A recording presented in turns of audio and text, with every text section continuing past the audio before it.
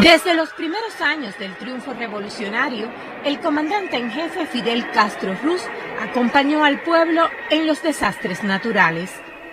Fue en el ciclón Flora en 1963 donde Fidel trazó la estrategia para el sistema de defensa civil. Salvaguardar a las personas sería misión primordial ante cualquier desastre natural. Pero el país se levantará con más fuerza y pujanza aún, porque ante la adversidad se crece siempre nuestro pueblo heroico y revolucionario. Ayudaremos con todo nuestro corazón y nuestras fuerzas a nuestros hermanos en el dolor. Más poderoso que los huracanes es el sentimiento de solidaridad del hombre. El dolor de uno es dolor de todos. Las pérdidas de uno son pérdidas de todos. Ninguna familia quedará sin la ayuda de la revolución para que vuelva a poseer lo que ha perdido. Diversas son las historias de Fidel desafiando los fenómenos meteorológicos.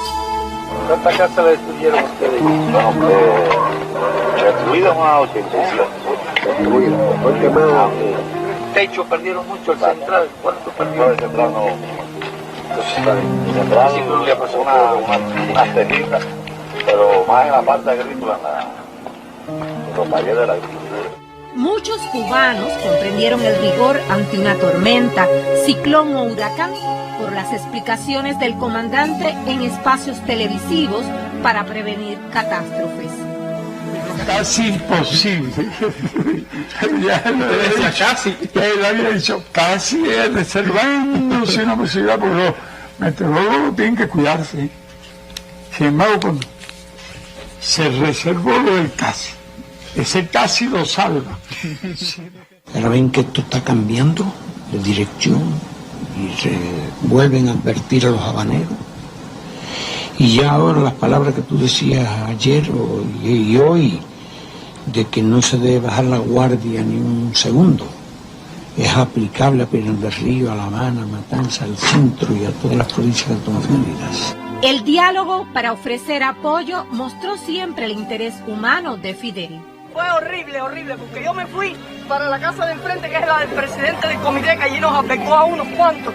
Oigan, estábamos en el portal y yo decía, mira, se partió un gajo. Fidel nos acostumbró a adelantarnos a los acontecimientos y al mismo tiempo a encontrar soluciones creativas y perdurables frente a los complejos obstáculos. Una virtud que supo cultivar desde los tiempos de la Sierra Maestra. Habría quienes creerían que este huracán acaba con la revolución. Ha fortalecido a la gente.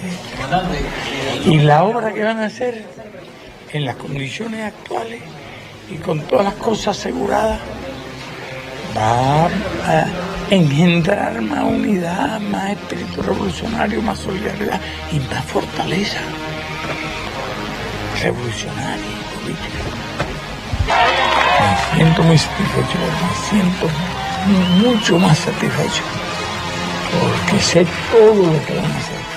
Nunca faltó el desvelo constante del comandante en jefe por su país, pero tampoco faltó el agradecimiento eterno de su pueblo.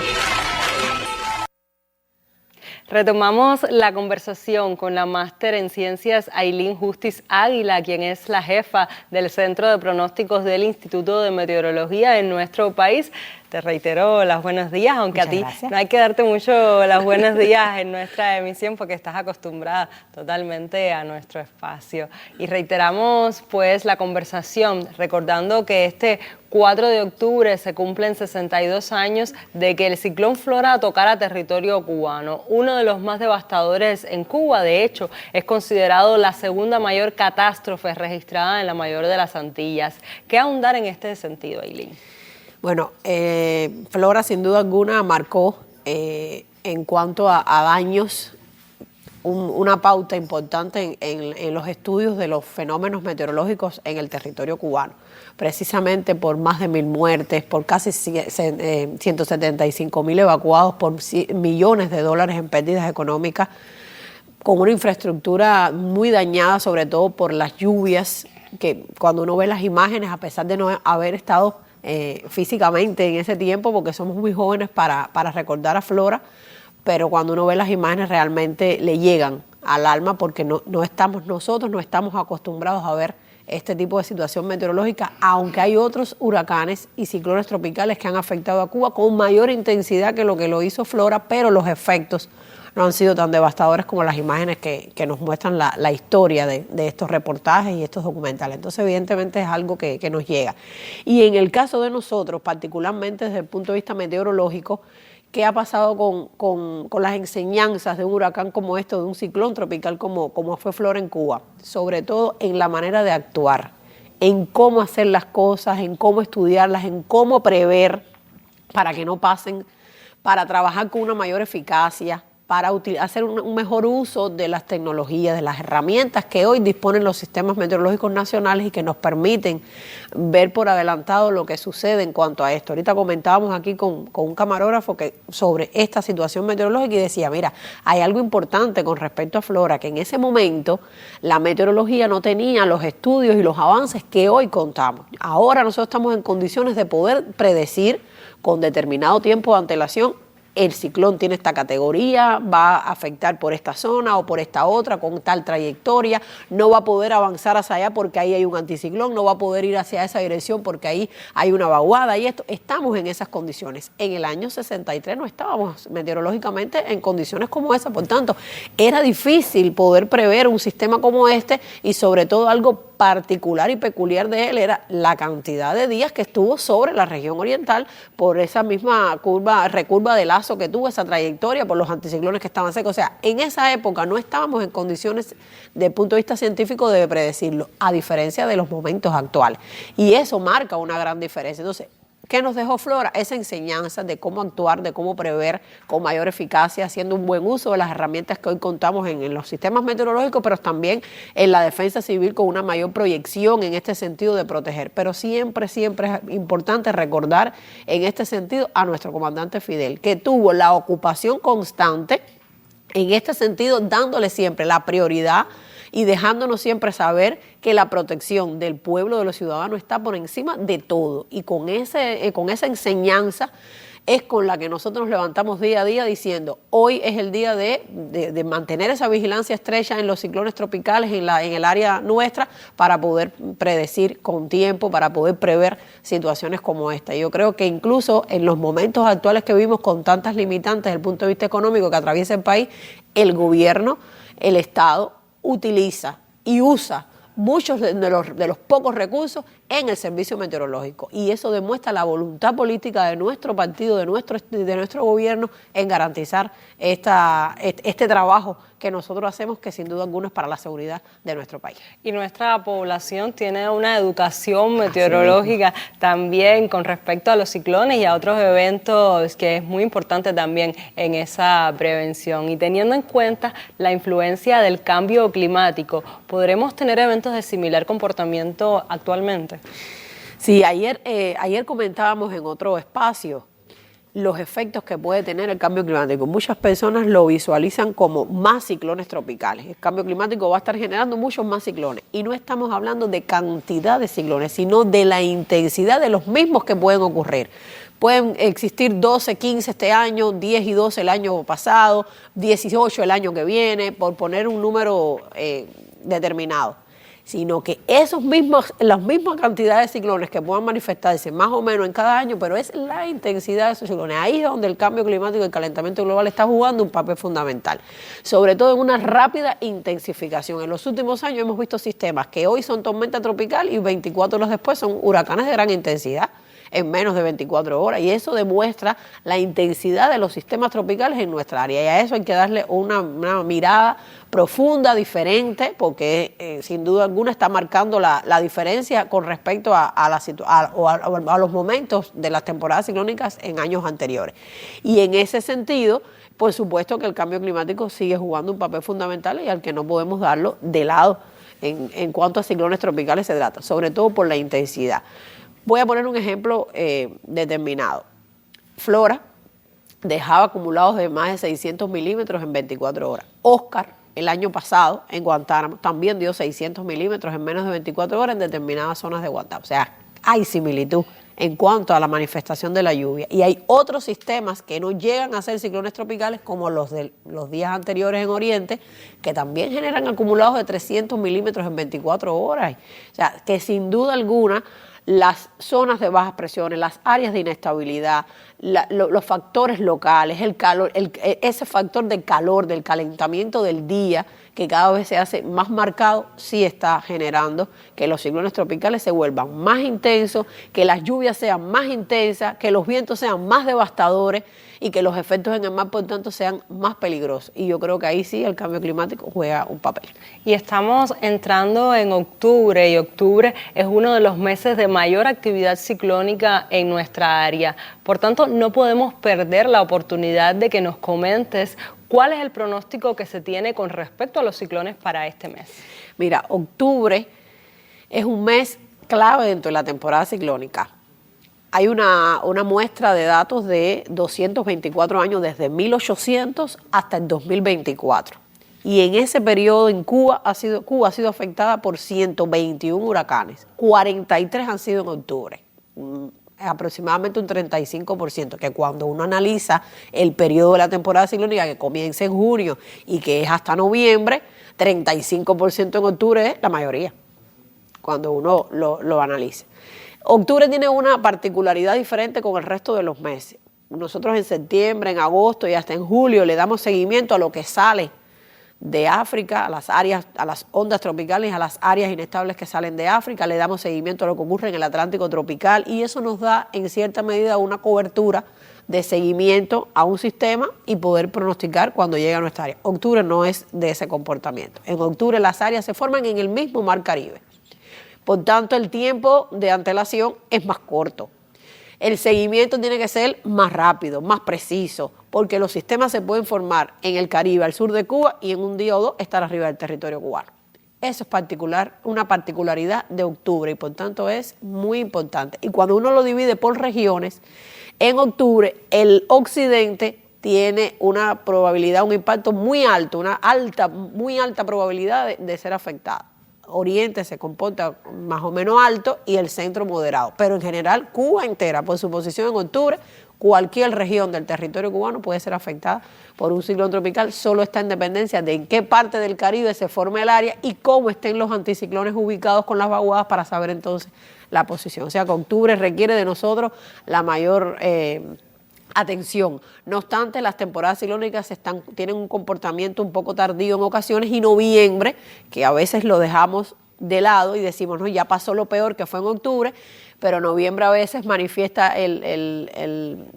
la frase popular de los que van de últimos ríen mejor, y a veces en noviembre, por ser el último, manifiesta ciclones tropicales que no esperas, o al menos que no están previstos, y por supuesto salen entonces en nuestra área geográfica. Hay una imagen del comportamiento de los ciclones desde 1800 hasta el 2024 por meses, que ojalá pudiera salir en pantalla, y ahí manifiesta exactamente el comportamiento por meses de los ciclones tropicales. Vean que julio es un mes de pocos ciclones, igual que junio, pero fíjate, septiembre 35, octubre 43, en noviembre hasta ahora ha sido 10, pero las últimas temporadas ha estado mostrando la presencia de ciclones tropicales en el bimestre octubre-noviembre. Así es, cuando pensamos que la temporada ciclónica nos deja, pues siempre nos sorprende un ciclón, y nos pasó el año pasado, lo recuerdo todavía. Precisamente octubre-noviembre. Existen varios modelos de pronósticos que indican la posible trayectoria de los ciclones. Algunos ya los conocemos a partir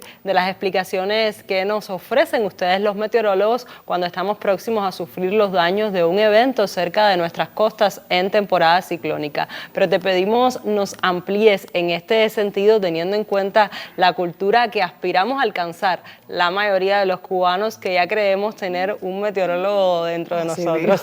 Yo siempre digo que en Cuba somos todos médicos, peloteros y además meteorólogos. Mira, hay varios modelos de pronóstico numérico que ayudan y en cierta medida pues matemáticamente toman muy bien los datos para el pronóstico de una trayectoria o de otros elementos de un ciclón tropical.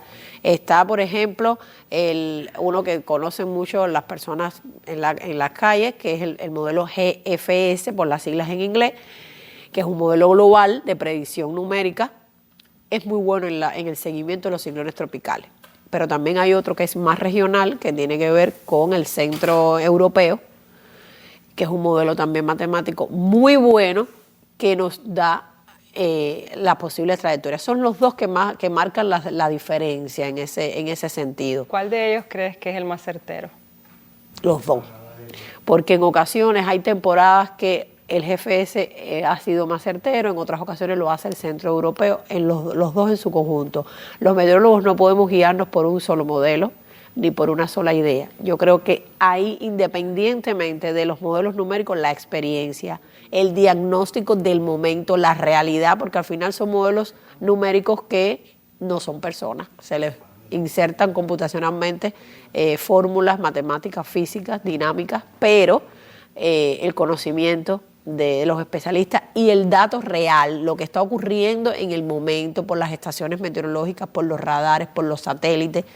Esas herramientas meteorológicas son las que nos indican la realidad del momento, y a partir de ahí, independientemente de lo que pueda estar manifestando un modelo numérico, esta realidad hay que compararla con lo que dice el modelo y analizar desde el punto de vista científico, desde el punto de vista técnico, toda la experiencia que se tiene, los conocimientos de la realidad, y entonces llevar las dos cosas y buscar el camino correcto. A veces el modelo te dice una cosa y la realidad es otra.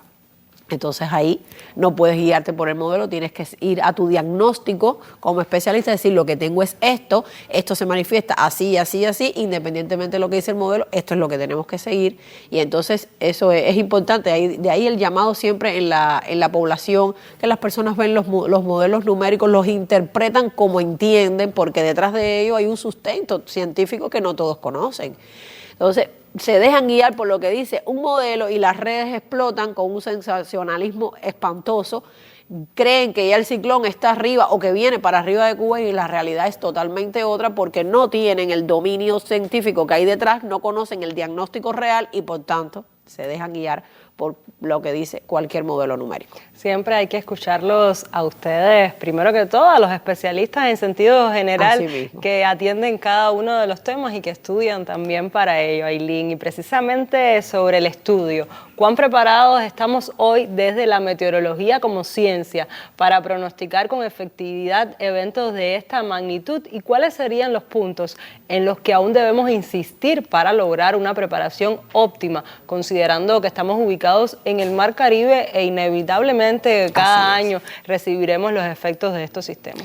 Bueno, la meteorología es una ciencia que todos los días se aprende. Ningún anticiclón es igual a otro, ningún ciclón es igual a otro, aunque parezcan similares, aunque las manifestaciones en los fenómenos meteorológicos puedan ser similares, lluvias intensas, los vientos huracanados, todos no son iguales, las presiones no son las mismas, la estructura dinámica de los sistemas no son iguales, entonces requiere y exige un estudio constante. Yo digo que la vigilancia meteorológica, ese personal que está 24 horas trabajando, dando esa vigilancia, hace un proyecto de investigación diario, porque aunque hoy llueva y mañana llueva otra vez, no son las mismas condiciones, hay algo que cambió, alguna variable meteorológica se modificó. Entonces, el reto está en siempre superarse, en siempre enfrentar cualquier fenómeno meteorológico en cuanto a estudios se trata de una manera diferente, diferenciada, haciendo énfasis en qué tengo hoy, por qué está así, por qué se mueve de esa manera. Entonces eso requiere un estudio constante, una superación permanente. La tecnología también avanza a pasos agigantados, y nosotros tenemos que avanzar junto con la tecnología, conociendo específicamente todas las herramientas nuevas, los modelos nuevos de pronóstico, las imágenes satelitales que cada día ofrecen más información, los radares. Hay que hacer un estudio constante sobre la tecnología, sobre todo lo que se avance, cómo aplicar la inteligencia artificial a cada una de estas herramientas, pero con cordura, con responsabilidad, sobre todo porque estamos hablando de la seguridad en todos los sentidos de un país. Estamos hablando de Cuba, pero en general la meteorología es para la seguridad de cualquier país, y yo siempre digo que cuando la seguridad de tu país está en tus palabras, en tus análisis, en tus conocimientos, revierte una importancia vital. No es hablar por hablar, no es decir por decir. Entonces eso es muy importante. Yo creo que el Instituto de Meteorología se ha ganado un prestigio en ese sentido, porque no sale con alarmismos, sino más bien con la realidad y de manera pausada, pero como debe ser en determinadas situaciones, da la información justa. Eso requiere de superación, requiere de avances tecnológicos, requiere de implemento de herramientas modernas, y yo creo que ahí está en ese sentido, pero nosotros no nos quedamos atrás, siempre vamos a seguir avanzando y la meteorología va a seguir ganando un prestigio, porque además contamos con profesionales, tanto especialistas como investigadores de un alto rango, no solo en Cuba, sino en el área nuestra y a nivel internacional, y ese respeto, pues, por supuesto, viene de la superación y del empeño que le ponemos día a día. Un prestigio que indudablemente se han ganado día a día, y no es menos cierto que el pronóstico del tiempo es uno de los segmentos que más los televidentes buscan diariamente en nuestra programación. Yo les felicito a ustedes por el próximo aniversario, los 60 del Instituto de Meteorología, que se cumplirán el 12 de octubre en nuestro país, y ojalá se repita la visita, no siempre para dar el pronóstico del tiempo, sino para hablar de estos temas. Esperemos que no cuando pase un ciclón, que no pase ningún ciclón este año por nuestras tierras, pero igual, si pasa, estamos en buenas manos para todo el conocimiento que tengamos del tema. Dialogamos esta mañana con la joven máster Aylin Justiz Águila, quien es jefa del Centro de Pronósticos del Instituto de Meteorología en nuestro país. Muchísimas gracias por tu participación en nuestra revista. Usted manténgase en nuestra sintonía.